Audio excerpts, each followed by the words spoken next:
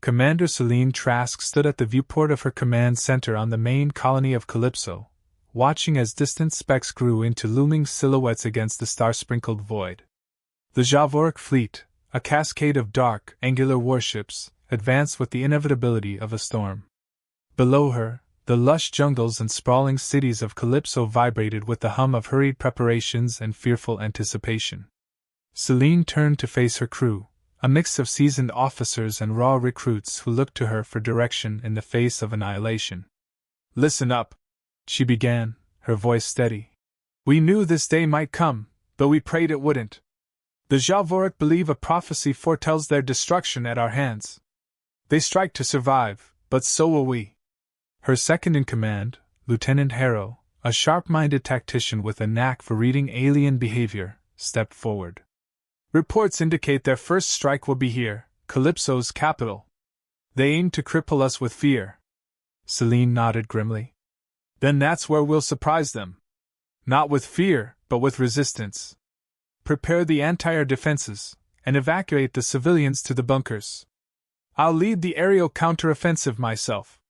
As the crew dispersed to carry out her orders, Seline pulled up the ancient artifact she'd discovered years ago in her archaeological digs, a small, metallic disc inscribed with symbols that resonated with both human and Javoric technology. It hummed softly in her palm, a whisper of its dormant potential. The ground shook as the first of the enemy's energy blasts struck the outer defenses. Seline raced to her fighter, a sleek vessel more accustomed to atmospheric skirmishes than space combat.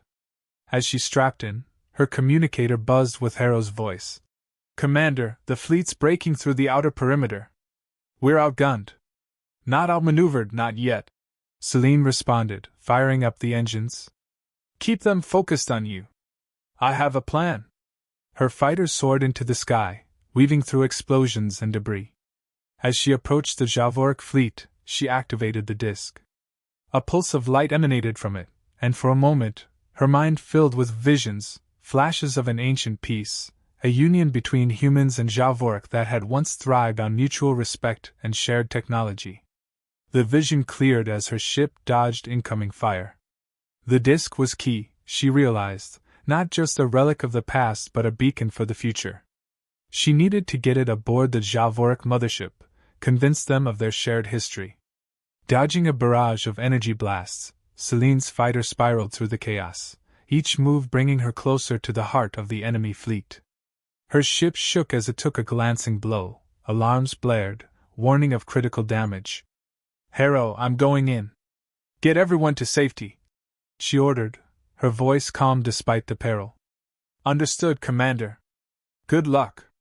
Seline's fighter breached the perimeter of the Javoric mothership, the alien vessel vast and ominous before her. She ejected from her crippled craft just as it was caught in a tractor beam, her body propelled through the vacuum towards the mothership's hangar.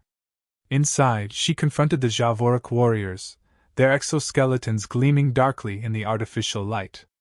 "I am Commander Seline Trask of the Verdant Chain Colonies," she declared, holding up the disc. "I come in peace, bearing the truth of our shared legacy." The Javoric hesitated, their weapons trained on her but their eyes fixed on the disc. The commanding officer, a tall figure with piercing eyes, stepped forward. "That symbol, it is sacred to us. How do you possess it, human?" Seline took a deep breath, her mind racing with fragments of the visions.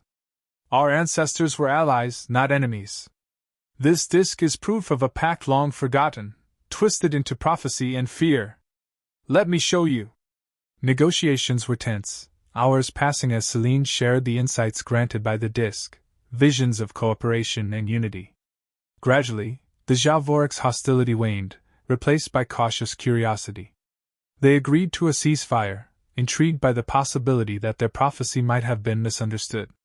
As Seline transmitted the ceasefire agreement back to Calypso, relief washed over her. The counteroffensive ceased, and for the first time since the bombardment began, a fragile peace settled over the colonies. Seline knew this was only the beginning.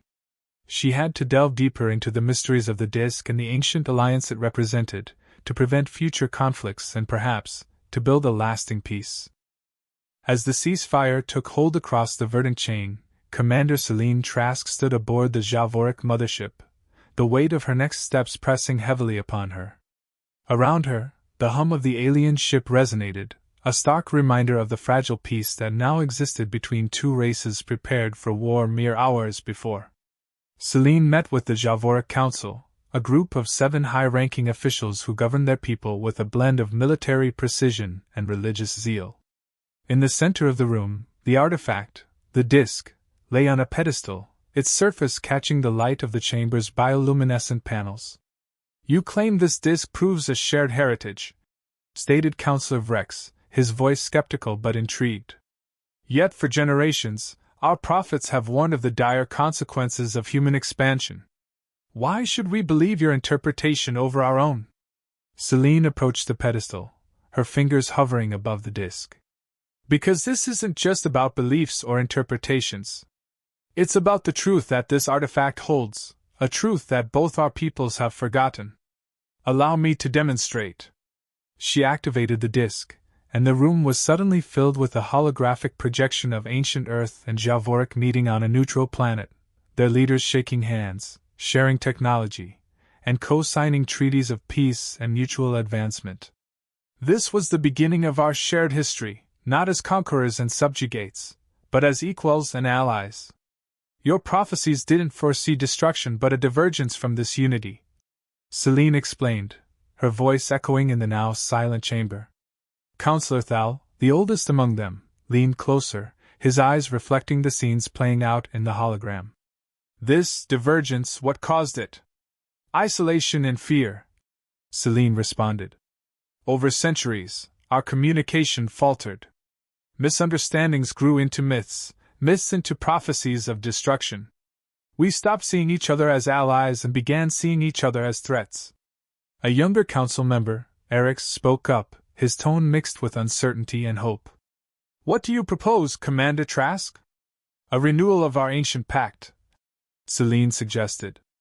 "A symposium where leaders from both our worlds come together to share knowledge, discuss our fears, and plan our future, together."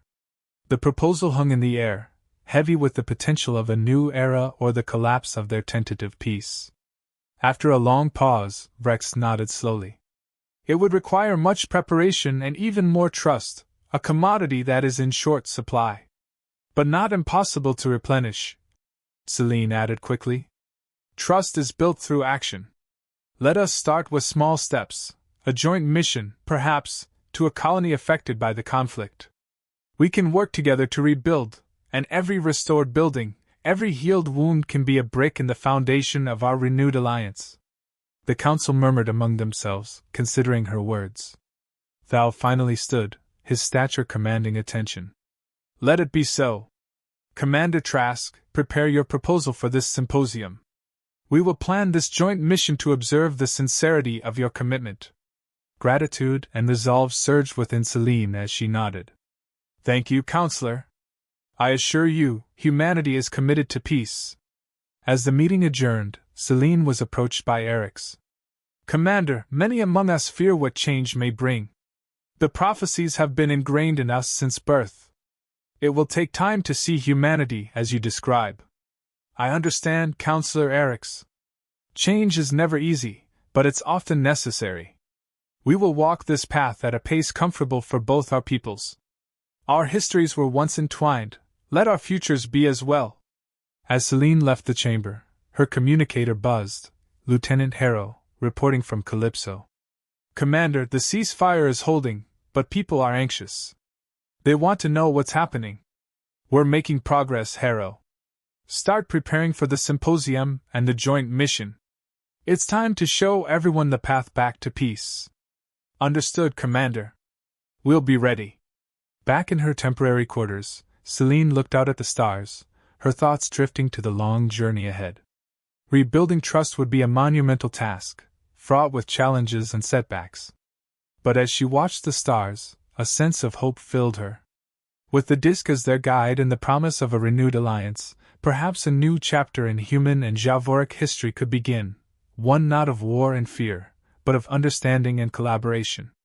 The work ahead would be hard, but Seline knew that the hardest battles often led to the greatest triumphs. For now, she had the trust of the Javoric Council and a plan to bring their peoples back together. The rest would unfold in time, with patience, perseverance, and the shared legacy of their ancestors lighting the way. As the verdant chain began the process of physical and emotional rebuilding, Seline and the Javoric Council organized the first joint mission to the colony on Naara, a once thriving agricultural hub that had borne the brunt of the initial bombardment. Seline, alongside a team of human engineers and medical staff, prepared to meet with a Javoric contingent specialized in terraforming and biorepair. Upon arrival, the atmosphere was tense, with both human and Javoric teams eyeing each other warily. Seline stepped forward, her presence a calming influence. "Today, we set the foundation for something greater than any of us," she announced. "Together, we heal Naara, and in doing so, we begin to heal the rift between our peoples." The Javoric leader Mres, a stern but fair-minded scientist, nodded. "Let our actions today speak louder than the fears of yesterday," he agreed, his voice carrying a weight that eased some of the tension among his ranks.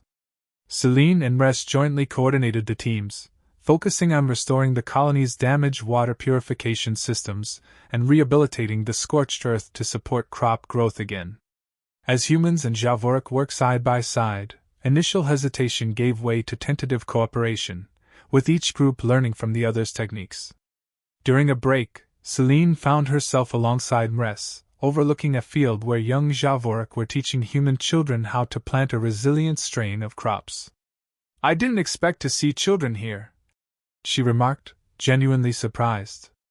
Mres chuckled softly, a sound Seline hadn't heard from a Javoric before. "Our young ones are our future, Commander. They must learn that not all humans are foes, just as yours must learn the same of us."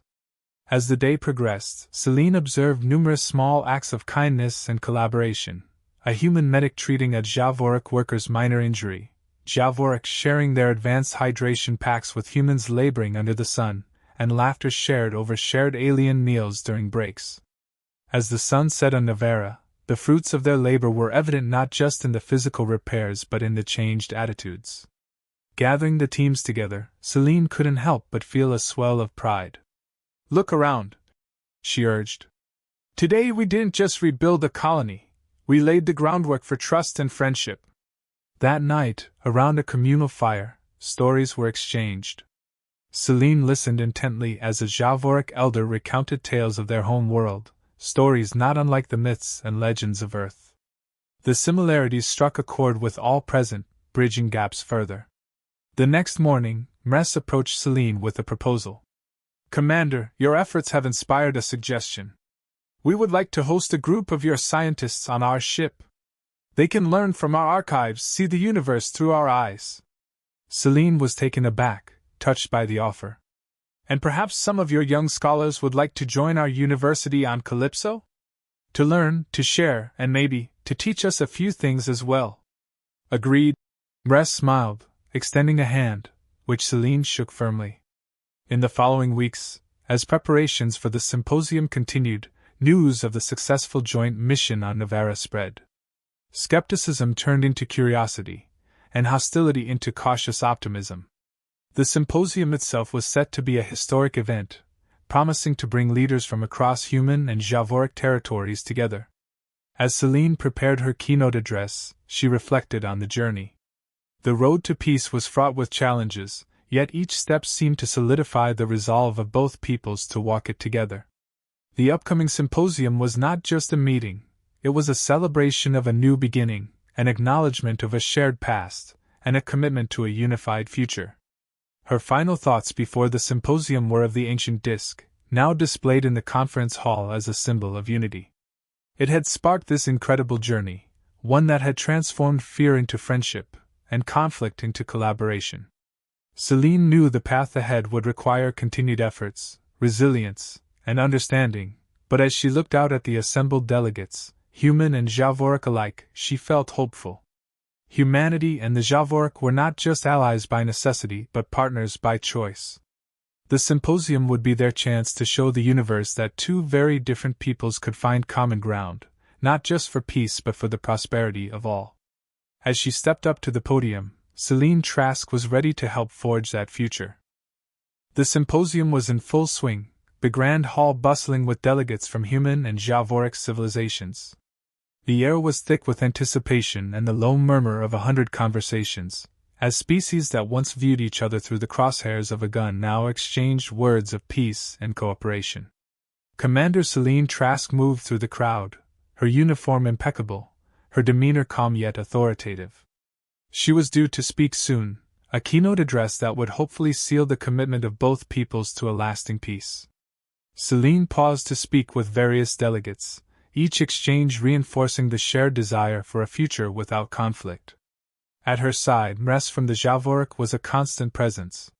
His earlier reservations had given way to a cautious optimism, influenced no doubt by the success on Naara and the positive interactions he had witnessed here. "Commander Trask, I believe we are on the cusp of something truly remarkable," he commented as they approached the podium. "I share that belief, Mres," Seline replied, her eyes scanning the room. "Today isn't just about speeches and agreements. It's about proving that our words translate into actions." As they reached the podium, the chatter began to die down, a respectful silence filling the massive space. Seline looked out over the crowd, her heart beating a steady rhythm of hope and determination. She began to speak, her voice clear and resonant. "Ladies and gentlemen, beings of the Javoric and humans alike, we gather here not as foes, but as potential partners in building a galaxy where war is a memory, and peace is the foundation upon which we build our future." Her words were met with nods and murmurs of agreement. Seline continued, detailing the efforts on Naara, the joint missions planned for the future, and the educational exchanges that had begun to bridge the gap between their cultures. "It is not enough to stop fighting. We must start understanding," Seline stated, her gaze sweeping over the audience. "We must replace ignorance with knowledge, suspicion with trust, and fear with friendship." As she spoke, displays behind her showed images of human and Javoric workers on Naara, the laughter of children from both species playing together, and the joint teams of scientists working on new technology. The response was palpable. The shared experiences depicted stirred emotions, turning abstract hopes into tangible realities. After concluding her speech, Seline introduced a series of workshops that would run concurrently with the symposium, practical sessions where real policies and projects would be drafted. Mres took the stage after Seline, his tone initially formal but growing warmer as he spoke. "We have seen what Commander Trask and her people are capable of, not just in warfare, but in peace. We have seen their honor and their commitment. And we, the Javoric, are ready to match that commitment." The applause that followed was enthusiastic, the sound a symphony of unity that echoed through the hall. As the formal presentations gave way to the workshops, Seline and Mres worked side by side, facilitating discussions on environmental restoration, shared defensive strategies, and cultural exchanges. The atmosphere was dynamic, with each delegate contributing to the dialogues. Ideas were exchanged, plans formulated, and partnerships forged. As the day turned into evening, a formal declaration was drafted, outlining the shared goals and commitments for the future. The declaration was a robust document, calling for mutual defense agreements, a permanent interspecies council, and a series of cultural festivals that would rotate between human and Javoric planets. It was a symbol of their newfound cooperation, a guide for the road ahead. As the symposium drew to a close, Seline felt a profound sense of accomplishment. The declaration was signed with a flourish of pens, each stroke a testament to the hard work and cooperative spirit that had defined the past days. Looking out over the delegates, now mingling freely, sharing stories and laughter, Seline felt a surge of pride. This was her legacy, not a legacy of war and destruction, but one of peace and unity. The journey had been long, and challenges would undoubtedly arise, but as she stood there, amidst the buzz of excited conversation and the clinking of glasses, Seline knew that they had achieved something remarkable. They had turned the tide of history, steering their civilizations away from conflict and towards a shared destiny. Humanity and the Javoric, once adversaries, now stood together, ready to face whatever challenges the future might bring, not as separate races, but as allies, as friends, and as equals. The road ahead was long, but for the first time, it was a road they would walk together. As the delegates dispersed under the light of the setting suns of the symposium planet, their spirits were high, their conversations filled with plans and promises. Commander Seline Trask remained a moment longer at the podium, taking a deep, satisfied breath before she too turned to join the others. Mress, who had been at her side through much of the proceedings, approached with 2 glasses of a glowing javoric beverage, a token of their new friendship. "A successful day, Commander," he said, handing her a glass. "More than successful, Mress. Today feels like a victory," Seline responded, clinking her glass gently against his. They drank, the alien liquid sweet and tart on her tongue. "As much as today was about formalities and plans, I believe the true success has been in the connections made. Not just between our leaders, but among our people," Mress noted, his eyes scanning the crowd. Seline nodded, her eyes following his. She saw human and javoric delegates laughing together, exchanging stories and contact information. "True progress," she agreed. "It's one thing to sign treaties, another to make friendships. Those are what will keep the peace." The festivities continued into the evening, with performances from both human and javoric entertainers. Music, a universal language, mingled with the twin moon's light that bathed the gathering in an ethereal glow. Seline found herself drawn to a group of javoric musicians playing a haunting melody on instruments that looked like glass and sounded like rain. Beside them, a human choir added soft, harmonizing vocals. The music spoke of hope and the promise of tomorrow, a fitting anthem for their new beginning. As the last note faded into the night, applause erupted, heartfelt and joyous. Seline felt a gentle tap on her shoulder and turned to find a young javoric, the same child she had seen helping with the crops on Naara. "Commander Trask," the child said in careful, practiced English. "May I ask you something?" "Of course." Seline smiled, kneeling to be eye level with the child. "Why did the humans and javoric fight if peace feels so much better?" The child's question was innocent and profound. Seline considered her words carefully. "Sometimes beings fear what they don't understand, and that fear can lead to fighting. But once we understand each other, fear turns into friendship, and fights turn into peace. Like today." The child nodded, seemingly satisfied with her answer. "I am glad we are friends now," he said, extending a small hand, which Seline shook warmly. "Me too," Seline replied, her heart light with the hope that this young generation would never know anything but peace between their races. As the night wore on, plans were made for the next steps. The Interspecies Council would meet quarterly, rotating locations between human and javoric worlds. Cultural festivals, scientific exchanges, and even a joint exploration fleet were on the agenda. The future looked brighter than ever, filled with the possibilities of what they could achieve together. Eventually, the crowd began to thin as delegates returned to their accommodations. Seline and Mress walked slowly through the now quieting venue, reflecting on the events of the day. "We've started something wonderful here, Seline," Mress remarked, looking up at the stars. "We have, Mress. And we'll see it through together," Seline responded, her gaze also turning skyward. Before they parted, Mress paused, his expression thoughtful. "Seline, may I ask a favor?